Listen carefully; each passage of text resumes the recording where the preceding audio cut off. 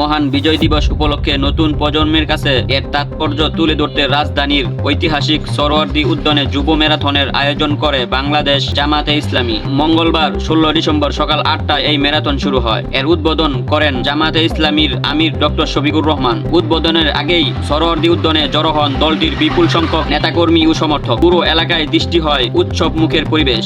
এই যুব ম্যারাথনে ঢাকা বিভিন্ন এলাকা থেকে বিপুল সংখ্যক তরুণ অংশ নেন। তরুণদের অংশগ্রহণে কর্মসূচিটি পরিণত হয় এক বড় সমাবেশে। ম্যারাথনটি সরোয়ার্দী উদ্যান থেকে শুরু করে শাহবাগ, সায়েন্স ল্যাব অতিক্রম করে মানিক মিয়া এভিনিউয়ে গিয়ে শেষ হয়। অংশগ্রহণকারীদের হাতে ছিল জাতীয় পতাকা ও নানান স্লোগান। অনুষ্ঠানে জামায়াতে ইসলামীর শীর্ষ নেতারা বলেন, দেশের ভবিষ্যৎ গড়তে তরুণদের ভূমিকা অত্যন্ত গুরুত্বপূর্ণ। এই আয়োজনে মূল লক্ষ্য বিজয় দিবসের চেতনা নতুন প্রজন্মের মাঝে ছড়িয়ে দেওয়া। পাশে থাকুন, সত্যের পথে থাকুন। সত্য কথা শুনতে, বাস্তব নিউজ পেতে চ্যানেল সাবস্ক্রাইব করে রাখুন।